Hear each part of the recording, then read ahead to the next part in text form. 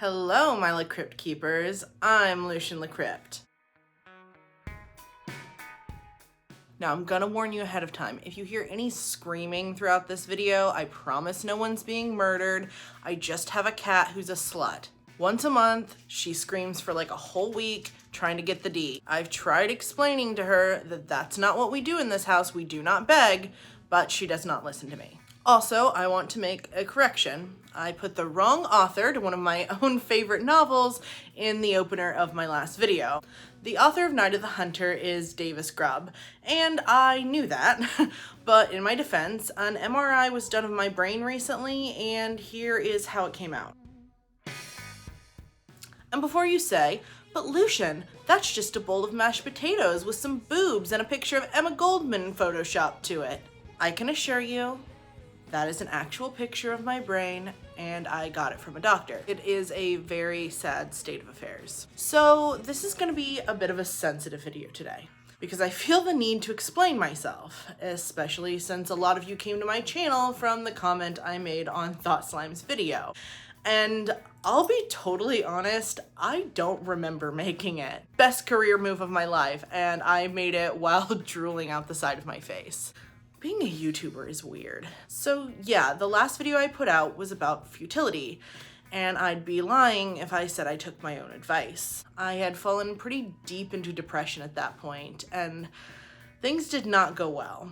Thankfully, I have a really great support system who got me the help I needed, and I made it to the other side of that with only minor brain damage and a trip to the psychiatric unit. And I've got the socks to prove it. And because of that, this video is gonna be pretty short and not as theatrical as my work usually is. I'm still both physically and mentally recovering right now. But I also don't want to deny the creative part of my brain, or what's left of it, that really just loves doing this. I just love doing this, you guys. And thank you to all of you who sent me well wishes or subscribed to my channel. I really love all of you so much. It meant a lot to me. By the way, if you are trans and you start hormones, report any changes to your mental health to your doctor immediately. Hormones change your brain chemistry, so meds that worked for you in the past may not work as well for you once you start hormones. I know that it can be scary to do because we work really, really, really hard to get the things we need to transition, and we get afraid that we could be cut off. But I didn't get the help I needed, and it very nearly cost me my life. Now, while most of my stay was just getting my meds adjusted and getting me into a headspace safe enough to return to my life, two things stood out to me. Number one, it was so nice to eat fresh vegetables for every meal. I didn't even care it was hospital food. I was just, oh my God, I was so happy. That is something I can very rarely afford to do. If I get fresh fruits and vegetables, they usually go to my child. So to have those for literally every single meal was just chef's kiss. And the second thing that stood out to me was that we had a group on gratitude. Now, I've always had a weird relationship with gratitude. For most of my life, gratitude was something I saw as a bit of a trap. I didn't want to be grateful because I didn't want to be indebted.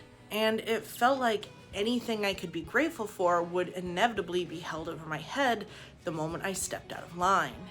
And I think a lot of people in my generation have this kind of relationship with gratitude, because when you grow up hearing things like, "You're so ungrateful, I didn't have to raise you," or "So what if I threw a book at you? You should be grateful I even put up with how crazy you are," or "You think minimum wage should be higher? You should be grateful you even have a job at all." You either get beat into submission or you rebel against the idea of gratefulness entirely. So often, my lack of gratitude was brought up as a reason certain needs of mine went unmet.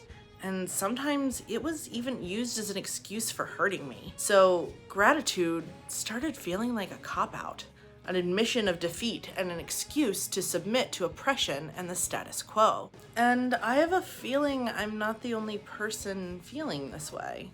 I live in a generation that's constantly told we're entitled and spoiled every time we try to make progress or complain about how certain conditions we live in have become.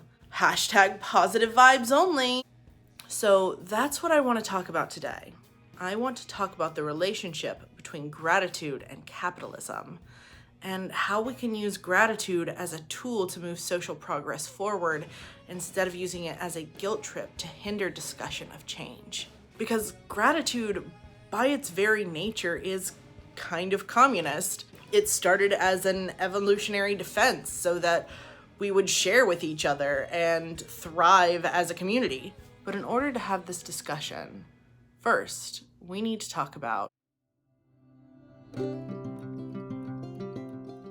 In 1884, the miners of the new Straitsville mining company met here at Robinson's Cave to plot a rebellion against their bosses. At the time, these miners lived in a company town and were paid extremely low wages for their work.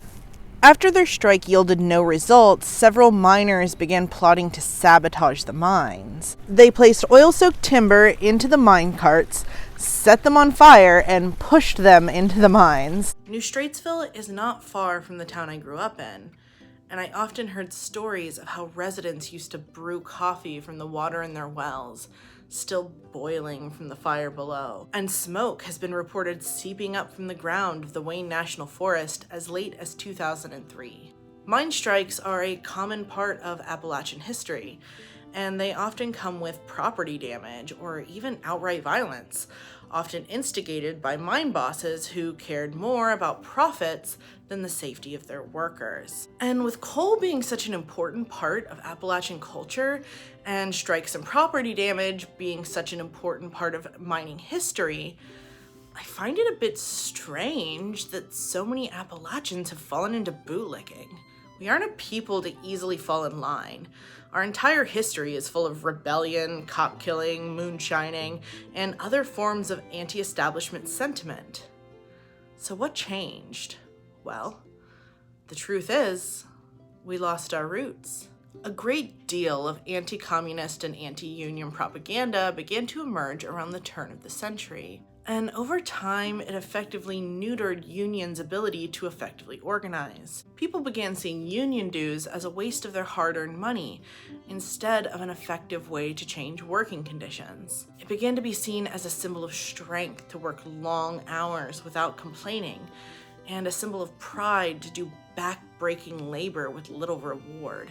And if you're working a job like cashiering or food service or fast food work, well, that's not as hard as being a coal miner, so you'll have to work even harder for even less money. And when the tourists come to look at the pretty mountains, well, it's your job to serve them. You want people to give you opportunity to make money, right? You want industry to live the American dream? And that was exactly where corporations and the government wanted us. It made us easy to exploit for our labor, and even easier to coerce into military service. Philosophies like those of Ayn Rand began to emerge that associated money with hard work and convinced people that if they were poor, it wasn't because their bosses were exploiting them, it's because they were lazy. And if they complained, well, that was because they were ungrateful. And if they do start complaining, well, it can't be their boss's fault. This is just free market capitalism. It has to be the fault of, the welfare bums and the immigrants.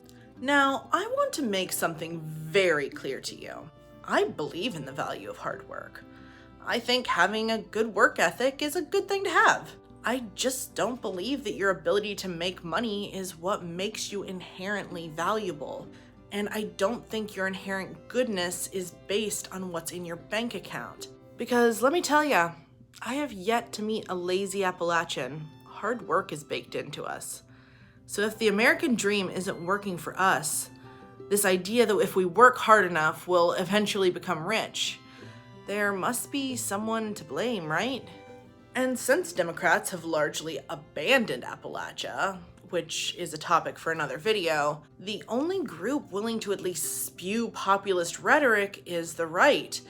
And we all know what their line is. Illegal alien sex offenders are now a protected class. If you choose to enter this country illegally in violation of federal law, you're not supposed to be comfortable. You're supposed to be looking over your shoulder. We can't reward you with giving you privileges.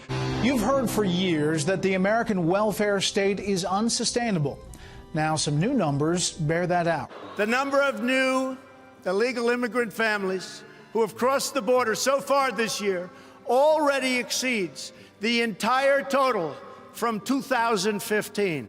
And surely that has to be it, right? Surely it's not that people like Jeff Bezos have so much money they could solve world hunger tomorrow and are choosing not to, right?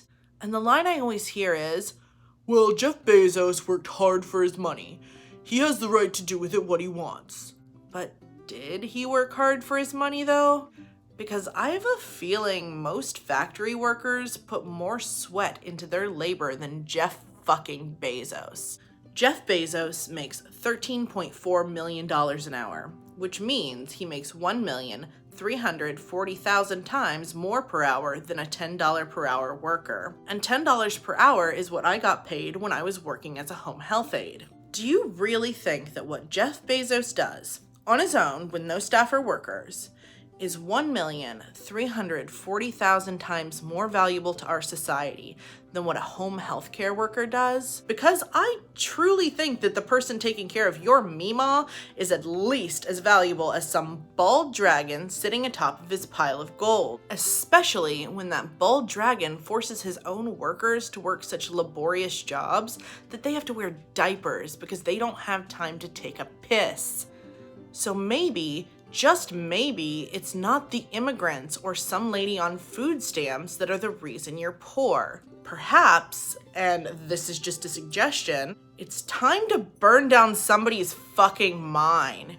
Now, I realize this is a bit of an oversimplification of a larger issue in Appalachian and American politics. And trust me, I'm gonna make more videos on my relationship to the place I grew up. So if it seems like I've glossed over something, it's because I have at least 2 big videos on that subject planned. But as I stated earlier, right now I am trying to go a bit easy on myself. And the thing is, I feel horribly guilty for that. I feel guilty for the same reason people feel guilty for being poor. I feel like I'm not doing enough because it's so incredibly hard to take care of myself and still make ends meet. So I have to make a decision. Do I pay my bills or do I take care of myself? And that's a hell of a decision to have to make. And it's a decision that ultimately drove me into complete nihilism. But when I was in the hospital, I was forced to take a break to finally do the self-care I desperately needed, both in terms of rest and in terms of clearing away all the emotional baggage I had been avoiding in order to keep going. And as I was sitting there, overjoyed over the fact that I got to eat steamed vegetables for every meal, I started to realize that something was truly, desperately wrong with that. I work 4 jobs and care for a child. I am not a lazy man, and there is no reason I shouldn't be able to eat fresh vegetables for every meal. And at that moment, my gratitude turned to rage.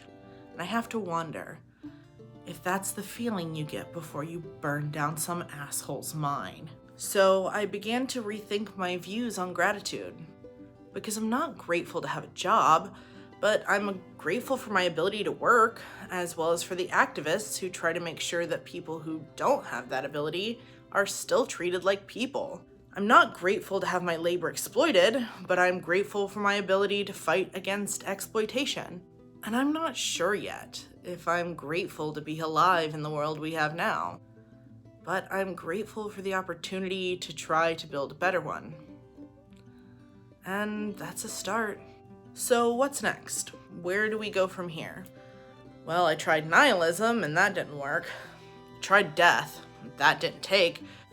So, I don't know about you, but I think I'm gonna get back to my roots.